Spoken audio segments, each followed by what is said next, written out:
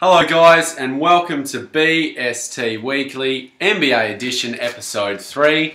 I'm Tim Blacker, this is Joey Kane, and Joey, just another week in the NBA and just more talking points. More and more and more, it seems, as the season goes on. The NBA season is quite a long one with 82 games, but a really exciting part of the year heading into the All-Star break, I think. Yeah, exactly. And I mean, speaking of All-Star break, I think we should kick the show off with, obviously, the All-Star teams. The starters have been named. They've been named, the All-Star teams. Let's have a look at them now.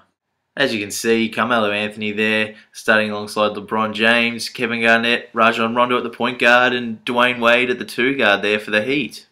Now to the West, you've got Kevin Durant and Blake Griffin there in the forward spots, Dwight in the centre, and then you've got Kobe and Chris Paul at the 1 and 2. What do you make of that, Tim?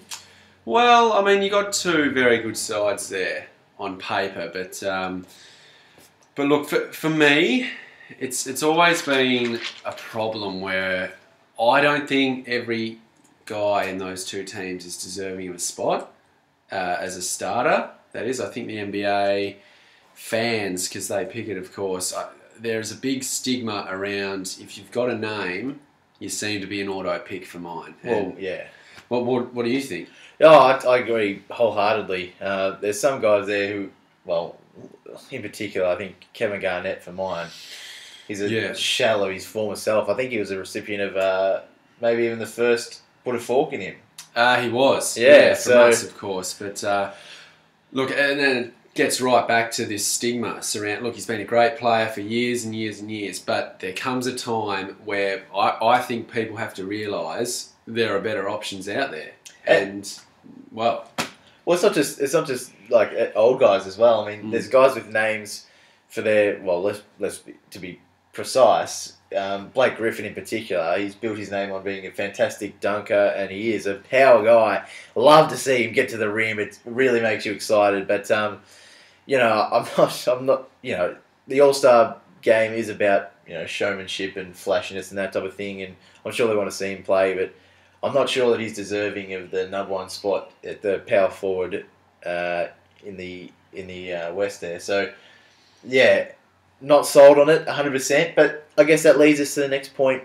Who would we have instead of them? Yeah. Well, do you want to start with the West? Yeah, well, let's start with the West. Oh, well, I mean, obviously the West have got Chris Paul and Kobe at the 1 and 2 there, which is fine. I don't have a problem with that. Kobe, although he's missed a lot of shots and that sort of thing this year, and we've spoken about him on this show as playing hero ball and all that, but he's deserving of his spot, as is Chris Paul. But just a shout out to a couple of guys. Stephen Curry from the Golden State Warriors, who was part of your Royal Toast in 1 week, and the Golden State Warriors. Fully deserved as well. Now, he's averaging 20.5 points a game and 6.6 assists. Now, he's got very stiff opposition in Chris Paul, but look, it would be diabolical if he doesn't make the reserves for mine. Yeah, well, like the Golden State Warriors have had such a good year to date compared to last year, and for him to be able to be healthy and on the court for pretty much the full season. Yes, he's missed a couple of games recently, but he's back and performing last game. So yeah, really tough for him to miss out because knowing his injuries and his luck with injuries, it may be his one and only shot at starting at the All-Star game. Oh, well, he's just a quality player, and as we've said before, he's benefited so much from Monta Ellis going to the Bucks as well. Which is surprising. I didn't expect that to happen. Yeah, I mean, it's just all about him now. He dictates everything, and guys are feeding off him as well, like Klay Thompson, David Lee as well, who we'll get to. But just the other one there, Joey, in the guard spot. Shooting guard, I reckon James Harden as well. I know he basically runs the show at Houston, but he could be a shooting guard there. For mine, just quickly on that, I just want to touch on that. Last year he was Sixth Man of the Year, and this year he was obviously traded to Houston in that blockbuster deal. Yeah. Got himself a max contract at Houston, and he's leading that team along with Jeremy Lin. But for mine, and I know I'm not just a Kobe basher. Don't get me wrong.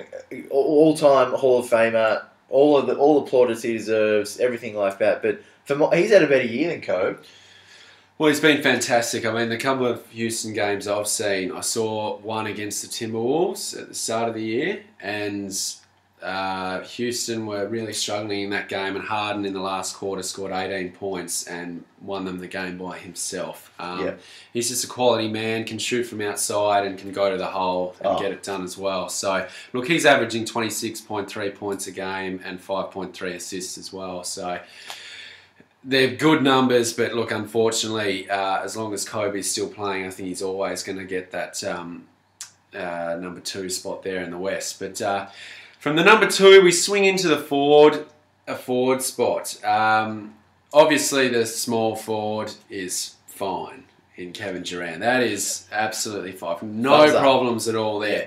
It's the power forward spot, Joe, where I have a problem, and I think you do too. Yep. In terms of Blake Griffin, yes, he's the flashy man, and All-Star games they're a bit of a laugh. I mean, there's not a lot of defense goes on, but I say it again, David Lee, he's so unlucky. Consistently putting up double doubles day in, day out. You know, has Blake Griffin the same as Kobe now that he's got the power forward spot locked? Oh, of course he is. It's or a name, isn't it? if there was a fit Kevin Love, does he start there or not? Well, Kevin Love's another issue altogether. But look, David Lee's a million times more deserving than Blake Griffin in every area of the game except probably excitement. Yeah, which is I guess what the All-Star game is about to an extent. But really tough. I'd be devastated if I was David Lee. He deserves it, no doubt about that. Oh, he's been fantastic and dreadfully unlucky as well. But it's just the last one I want to point on here as well. Now, I'm not sure how many people are going to take this, but Dwight Howard, for mine and yours, we're very agreeing today, which is not a usual occurrence. But Dwight Howard, he is so lucky to have that centre spot in front of Tim Duncan for mine. Tim Duncan, he has been a staple for years, and this year he's been fantastic. Yeah. This year, probably, I thought he would maybe on his last legs towards the end of last season. I really thought that such a shame to see him go because he's been such a great player over a long period of time, but he's really had a rejuvenation, a real sort of refreshing year, and he's come out and played as good as he did in his prime. I honestly believe that. He can get it done from anywhere on the court. He can get in the block, shooting those shots that he takes and that type of thing, but he's really such a great leader for the Spurs as well. And just on Dwight Howard, there is no doubt in my mind that he has had the worst year in his career, probably since the first year in the NBA with the Orlando Magic. Yeah. With the Magic, he was an athletic beast. He absolutely dominated teams, single-handedly put the Magic on his back, demanded the ball every time he came down the court, and tore games apart on the boards and all that type of thing. Yeah. At the end of last season, he missed the playoffs for the Magic, and he's had back troubles again this year, and he's been in and out for a week or so at times for the Lakers. But he is underproducing and hasn't been able to fit into this Lakers machine. He's been sputtering all year. So again, a guy that's got in wholly and solely on his name and not deserved at all, in my opinion. And I don't think he's going to wow the crowds either. Like, he's not that that athletic guy that he was at Orlando this season. So you can't even say that that's the reason that he got him in there. Yeah, well, I mean, I still think the Superman antics of a couple of years ago have just put the stamp on the fact that he'll always be there, the same as Kobe, as long as he's still playing, you know, and at least getting on the court. But I mean, that's the West, Joe. And I just missed one here. Tony Parker as well, in one of the guard spots. He's been terrific as well, and he's a guy like Duncan who he's getting on in age a bit, but he's still playing terrific basketball. If you saw any of him at the Olympics as well for France, he was amazing for them as well. And look, he's just carrying on as any professional like him would. That's right. And just one more thing on the starting five. 4 players from LA. Yeah, well, it's a bit of showtime, isn't it? Yeah. Really. You'd think it was there, wouldn't you? Yeah. Not in Houston. Well, it'd be interesting to see if they were playing for Milwaukee or one of these lesser teams. We'd have the same impact there. That's a great point. Obviously not getting on TV as much in America and on the main stations and that sort of thing. But look, that's for someone else to decide. But for me, they've made a few errors in the West there, the NBA faithful. But what can you do? But Joey, let's focus on the East now. That's it. And obviously, again, like we just said with the West there, these guys, there's a couple of guys who have been a bit unlucky and a bit lucky to get in there. But with the East, the number one for mine, and the guy that I'm just going to harp on for a second here, Dwayne Wade hasn't had a great year. Obviously, for mine, the thing that sticks out about Dwayne Wade's year that sums it up to an extent is the kicking of the genitals incident where he kicked, he got a game suspension for that, and he hasn't had the best year. And I think that incident sums up his frustration at this year. I think he's declining to a certain degree. But Paul George for the Indiana Pacers. Now, the Pacers are sitting third. Obviously, Roy Hibbert and David West and this type of thing at the Pacers, they're playing well. But Paul George, I think, is the shining light there. He's pretty much, I've said it with other players, but this is the definition of single-handedly carrying a team. Without Paul George, the Pacers, in a very, very weak East, wouldn't be even in the top 8, I don't think. Well, no. I mean, the Pacers are one of those sides that are ultimate professionals, aren't they? They just go out there week in, week out and get it done consistently. And as you said, Paul George is one of the main reasons of that. He's had to step up a bit more because, of course, Danny Granger has been out too. So, look, he's just done a little bit of jump on my back, boys, I'll carry the show, So... there's not much else you can say other than he's been fantastic. And again, we highlight this fact that the Dwayne Wade name, you walk around outside, you see it on people's backs and their Heat jerseys and all that, and you can't get past this stigma. He turns it on for about 5 minutes at the end of playoff games every year. Yeah.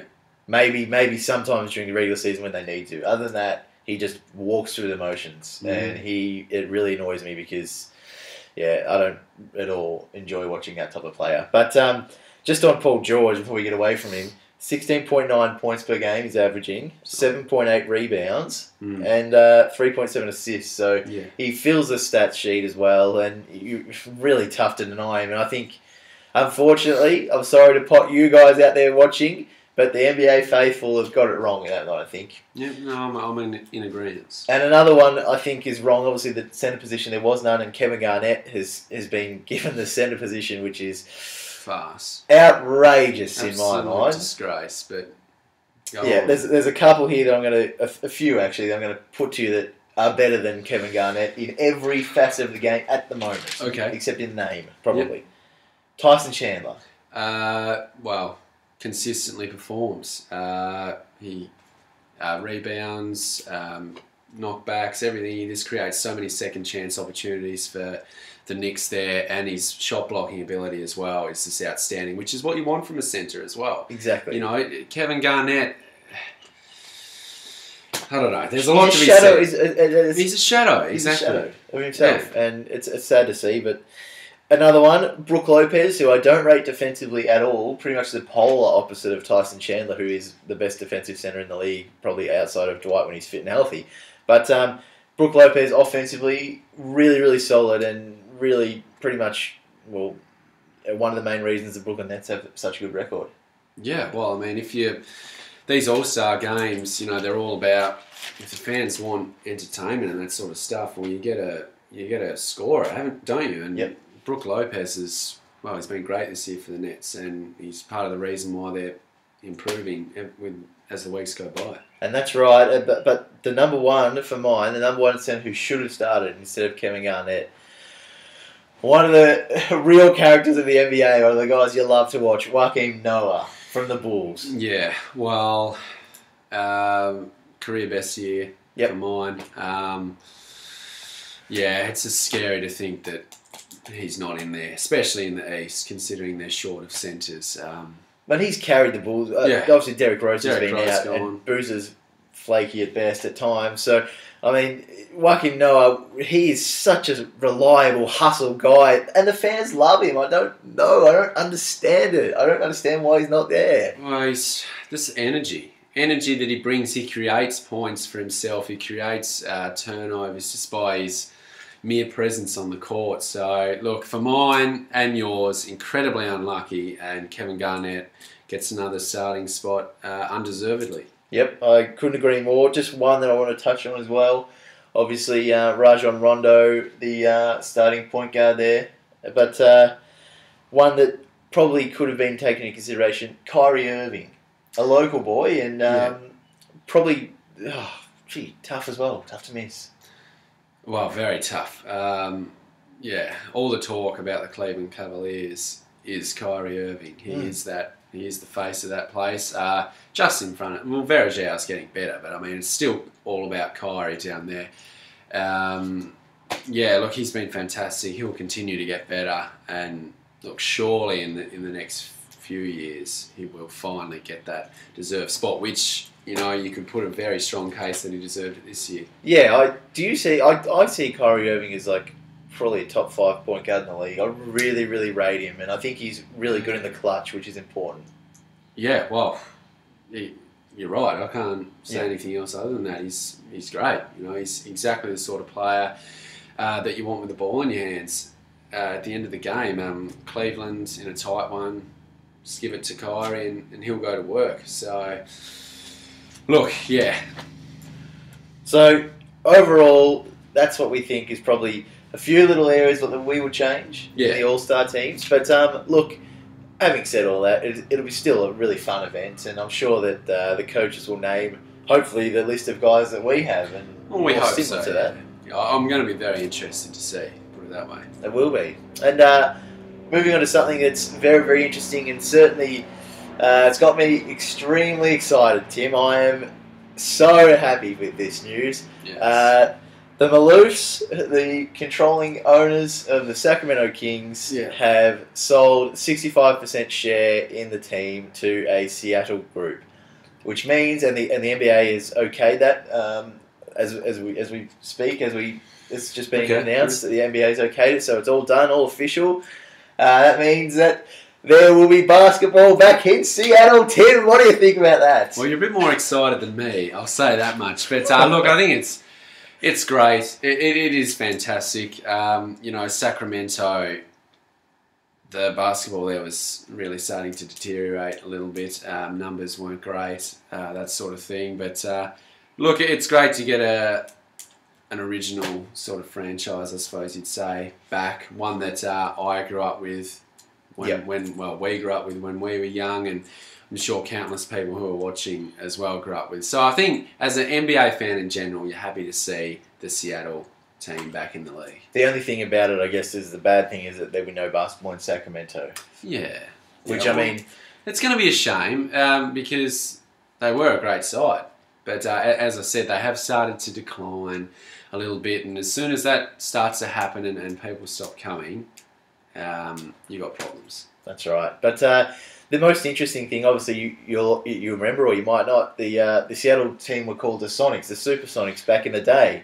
Well, obviously, what happened when the Seattle Supersonics relocated to Oklahoma City? So the Oklahoma City Thunder, who changed their name and wanted a new start with a new name and a new franchise. New colours as well. New colours, new everything, new stadium there. But... They still have the rights to the Supersonics name and the trademark. So the Sacramento Kings, who are going to become the Seattle or something, can't, unless they buy the rights, be the Sonics anymore. What do you think about that? Well... Do you think they should buy the rights? Well, they can, but how much is it going to cost them? Well, that's the thing. Yeah. And would the Thunder sell it? Well, it's a really interesting topic, and I think only the Thunder will know. That, I mean, people can speculate, it's the same as we can speculate, but if Oklahoma City, I was watching a broadcast the other day, and their commentators were saying that they were so focused on this new start, they don't want to be associated and known as, we used to be Supersonics kind of thing. As I said, the colours are all different. The stadium. I think they just want the whole brand to themselves, and I think they potentially will, be happy to hand it back over to Seattle. That's just my view. But yeah, the only thing is with that, I think, is if for some reason, which it doesn't look like at this stage, but when Durant and Westbrook and that type of player goes, and they might, have a few losses and a few bad years, whether the fans stop showing up in Oklahoma City and they want to relocate back to Seattle themselves, and they want to have that option of being the Sonics. If that's down the case. But that's a lot of ifs and buts and that type of thing. So, well, the good thing is that Durant and Westbrook are still young men, aren't they? They're not. They've still got plenty of years left in the league. So I don't think that's going to be a problem for OKC. And they seem a long way down the track. And look, the fans there are great. They are fantastic. But I don't know. It's more about what's going to happen next year, really, isn't it? Like in terms of the Seattle who? Yeah, well, that's are they going to be? Can they carry the Kings name from Sacramento? Well, I don't think. Well, personally, I don't think that I could follow a team from another that I hated, and then relocated to my city. Obviously, I'd watch them, that type of thing. But the Seattle Kings doesn't really sit right with me. Yeah, well, I agree. But look, if I was the Maloofs, I would be doing everything possible to get back the original name. Well, the Maloofs have lost controlling interest now. They've sold 65%. Oh, sorry. Yes. Sorry. And the Maloofs, they said in a statement that it was a bittersweet type of sale. Yeah. That they, obviously they love their Sacramento Kings, and it was tough to sort of sell them to the Seattle group, but it needed to be done from their perspective. So, yeah, but this is just with the names and what you're saying about. Let me throw a few at you. I don't like the Seattle Kings, so I'm going to throw a few new names at you. Obviously, the Pelicans has been mentioned in talks with New Orleans there, that sort of thing. But Seattle Pride, what do you think? I hate it. But it signifies the pride in Seattle having a team. I don't like that at all. No, it's not for me. There's American AFL, the indoor gridiron leagues. I think there's a team called the Pride. I could be wrong there, but there could be. No deal. I think it needs to be a bit more solid. Well, I'm more about the emotion of getting here's another for you. Seattle Soul. Well, what's the mascot going to be for that? Well, that's for the PR department. We don't worry about that. Well, I know, but you've got to think about these. I'm not sure that you do. Well, they've got to be better than a pelican. Well, I don't mind a pelican, but I don't think it fits with Seattle. You can't have the Seattle Pelicans. Well, they'd be pinching their name too. Yeah. Anyway, here's another. If you don't like those, if you like, let's go for sort of an animal. Okay. Seattle Seahogs. Joe? What is a sea hog? Well, I'm not 100% sure, but it sounds like some sort of beast of the sea. That could be a good little mascot, a sea hog.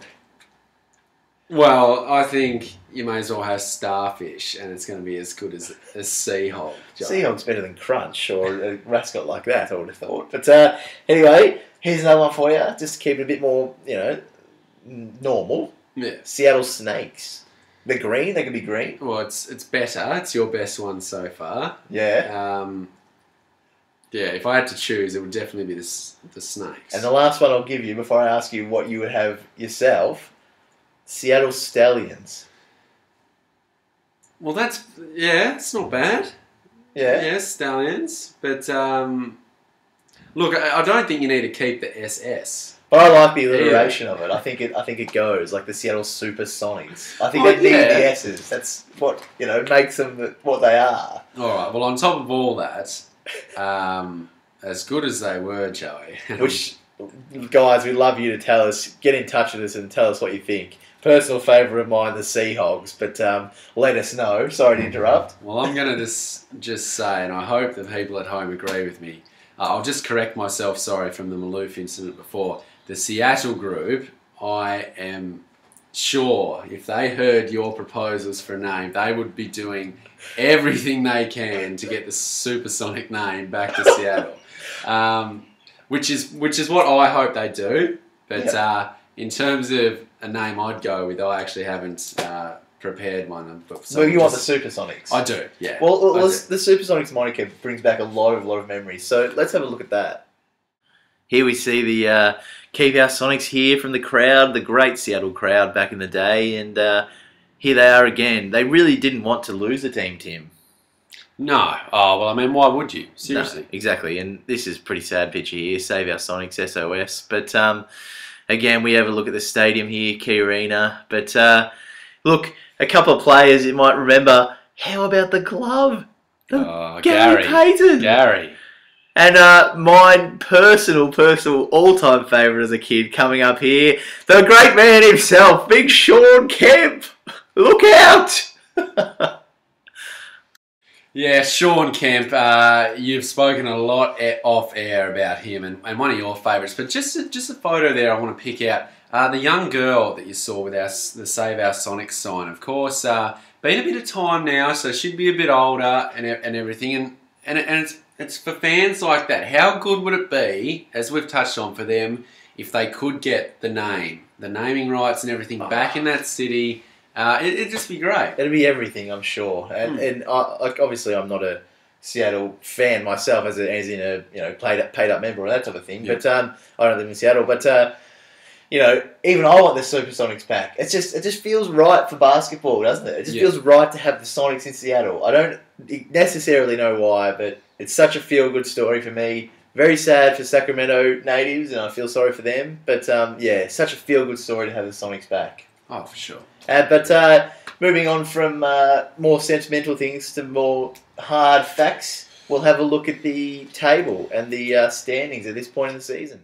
We'll look at the East first, and obviously Miami on top. Probably got a stranglehold on that with New York, who either of those two could challenge. But the one for mine, Indiana, sitting in third there.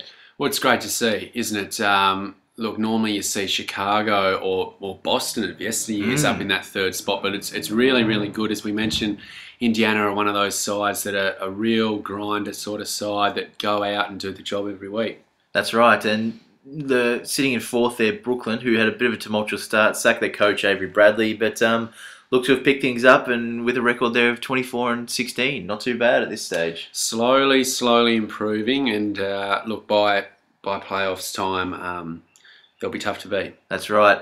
Chicago, obviously, without Derrick Rose, doing pretty well to hang on there, I think. Is sitting in, fifth spot there.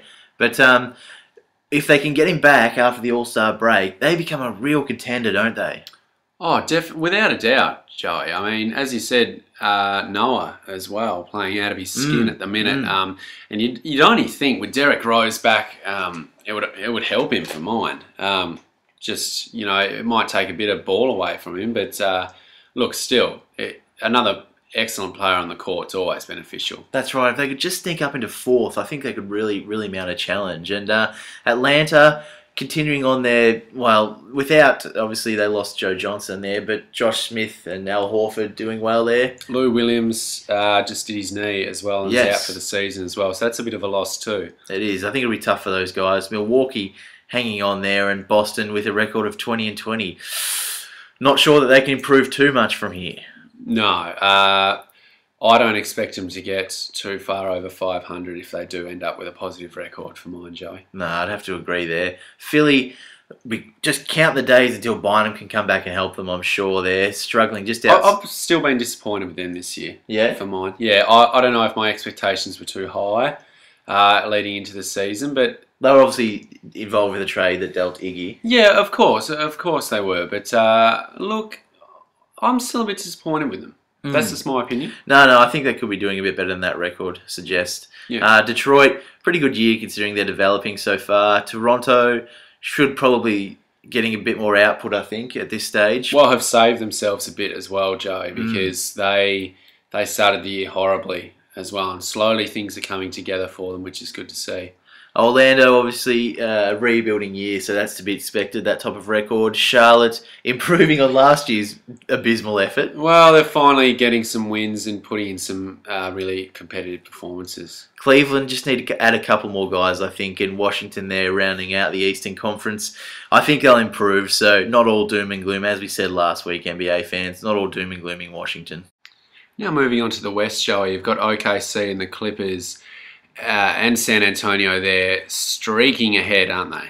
I can't believe the Clippers have that good of a record. I really don't rate them come, playoff time. Well, we gave them a bit of a pot a week or so ago, didn't we? And it'll be interesting to see if we're right or not come the end. But look, you can't fault them at the minute.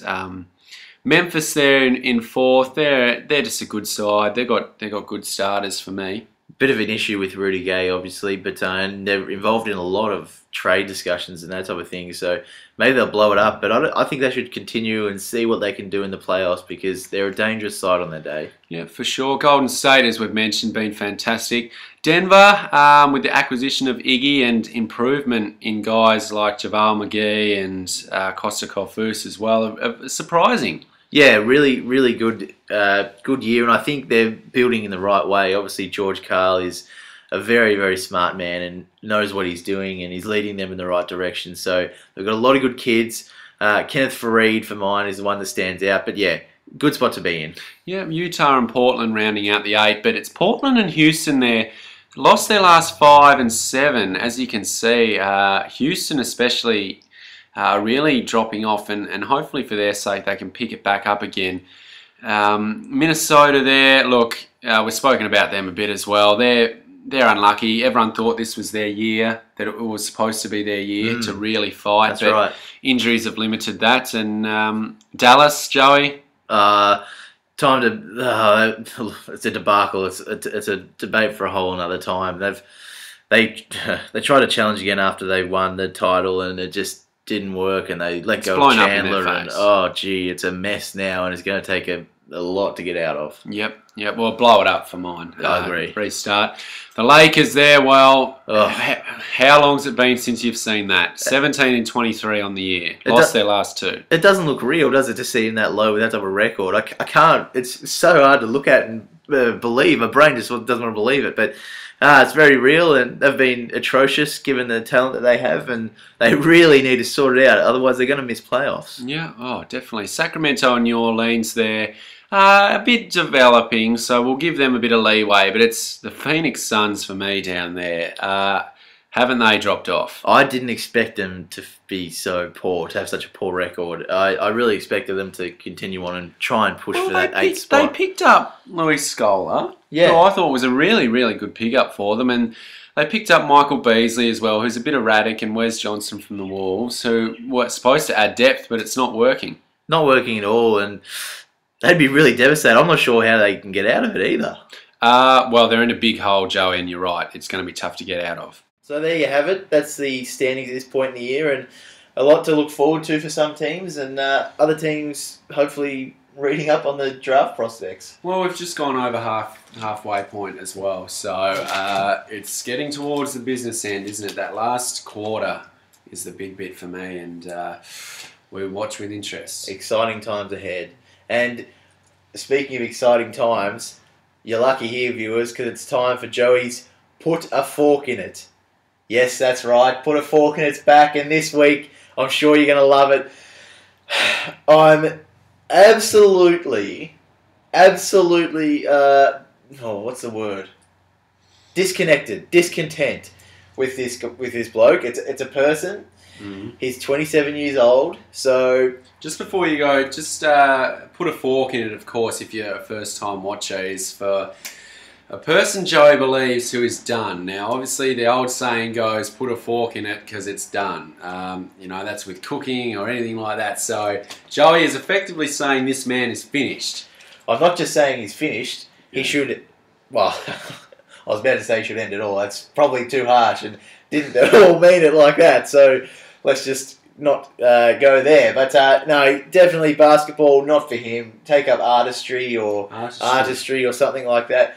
Painting or something? Well, not painting. He's not at all artistic, I don't think. He probably one of those blokes who paint themselves in gold or silver and stand there as a statue. That's probably the job for him, this bloke. 27-year-old, a player who plays for a really injury-ravaged team, a team that can't get any started on the park, and this bloke is on their roster. He started the last game, and he should be starting. Should be playing 36 minutes, given he's 27 years old and experienced and that type of thing, and the players ahead of him in his position injured.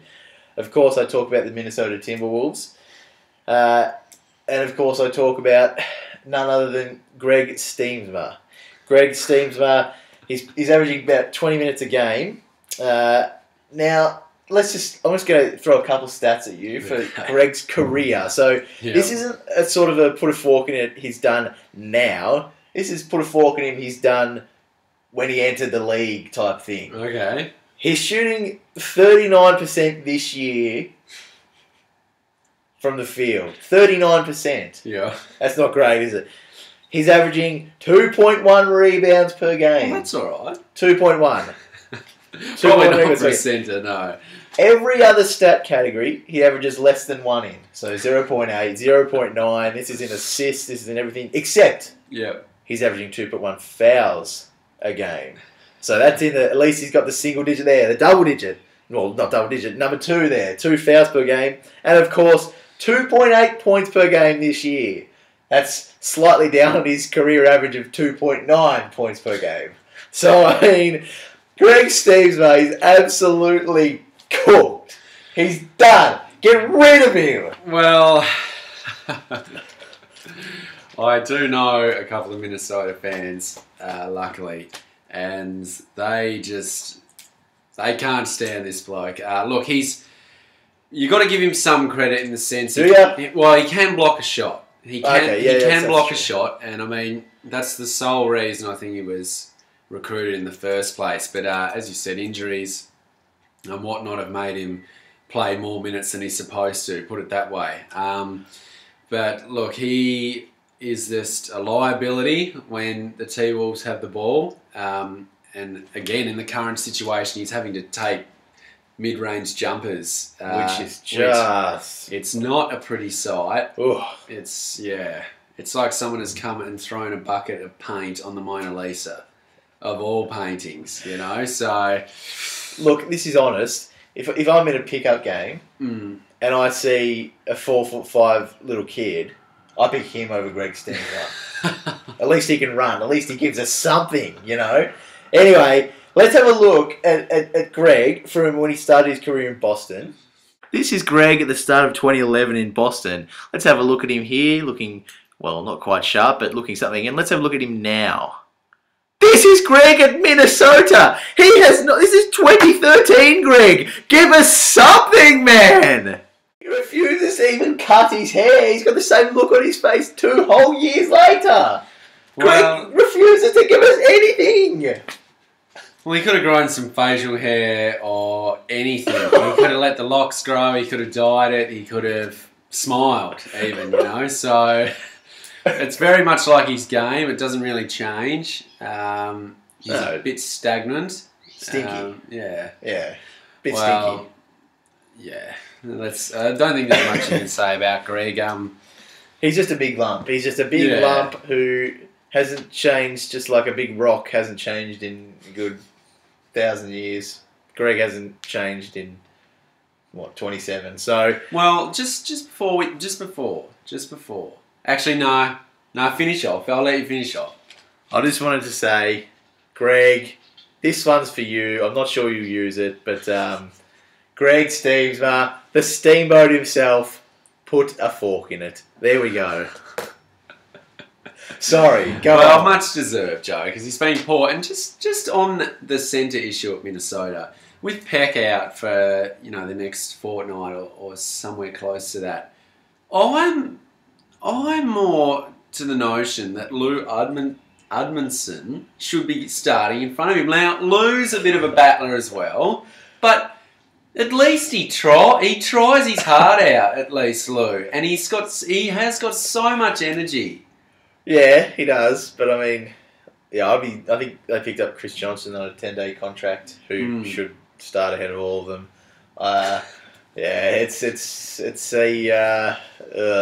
one of those really gross, disgusting type things where you're just like, ugh. That's what the big guy issue at Minnesota at the minute.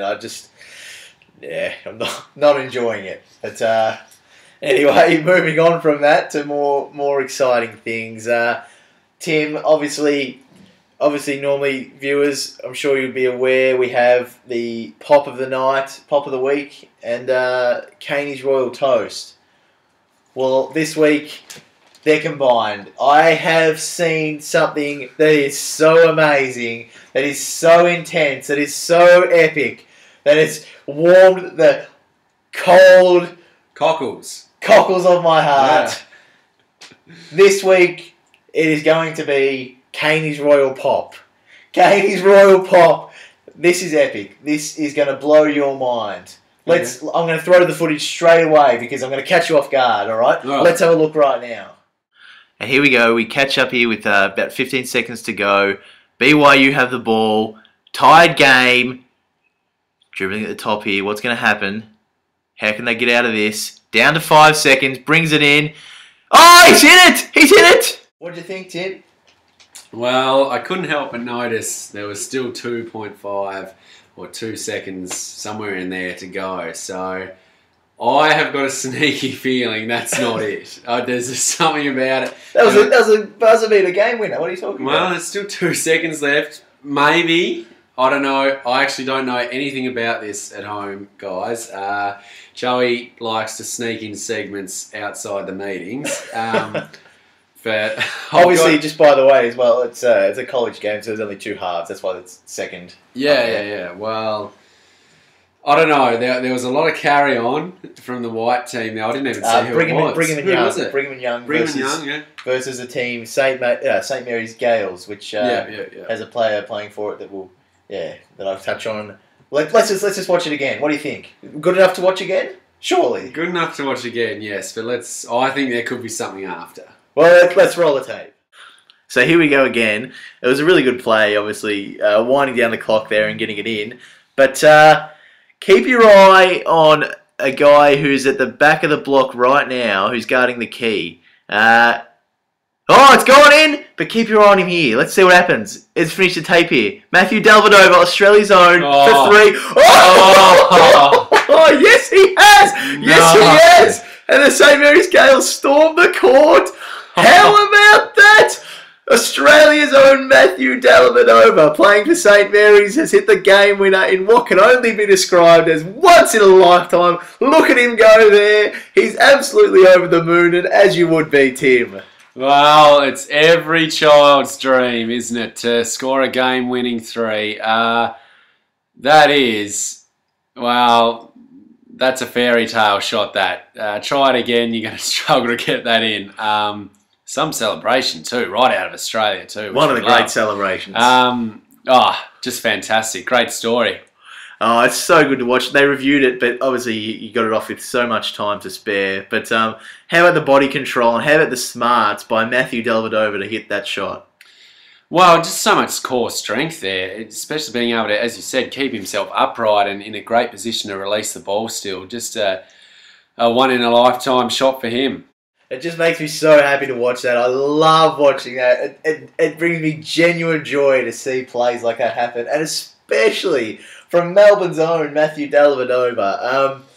I'm just over the moon to see it. I'm so happy for him and his team. Oh, yeah. It's fantastic, isn't it?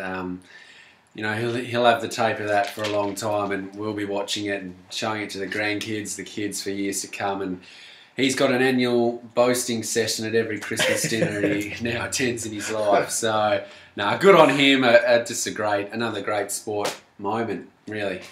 You'd give anything to have a moment like that, wouldn't you? You can't plan it. You literally couldn't plan it. And the drama of sport, I suppose. That's why we love it. Exactly. Yeah. Just quickly on Matthew Delvedova, if he doesn't go in the top 20, I know that he's not ranked at this point, and he doesn't look like getting into the lottery or anything like that. Nowhere near that. But seriously, he's got such a smart basketball brain, and obviously playing for Australia in the Olympics and that already in his career. And it's just coming out of college, as you can see there. So, look, seriously, this guy is one to watch out for. For mine, top 20 in the draft. Seriously. Yeah. Oh, well, we'll watch that with interest, won't we, Joey? But great segment, by the way. Caney's Royal Pop. Yeah, well, I had to join them together. Yeah, I didn't mind it. But next week, are we getting back to just the normal Caney's Royal back Toast? to Caney's Royal Toast. Unless something outrageously good happens again. Well, that's, as you saw, that's once in 6 generations, that is. Seriously, that is unbelievable. So, yeah, had to be done, I think. Fantastic. Well, we've nearly run our race for this week, Joey. That's right, it brings us to an end. Yeah, thanks for watching, guys, as usual. But just remember, we've got 3 sources of contact, I suppose you'd say, and we'd love for you to get in touch with us. What can they get in touch with us this week? All-Star team, if you think we were wrong in our analysis of the All-Star team, please get in touch with us. If you didn't like Caney's Royal Pop, not possible. Get in touch with us there. If you are Greg Steamsman's brother or related in any means and you didn't agree with us... Or Greggy yourself. Or Greg. If you want to get in touch with us. Yeah, if you don't agree with us on Greg, get in touch also. But yeah, as I said, guys, we're on Twitter, and that's at BST Weekly. Our email is also bstweekly@gmail.com. And also the Facebook page is now up and running, and that is just facebook.com/BST Weekly. But from us here, look, it's been another wonderful week. I've enjoyed myself today. Yep, the basketball season is really hotting up. There's no more messing around. Every win is critical now, and it's been a pleasure, Joey. As always, Tim. Yeah. Don't forget, BST Week.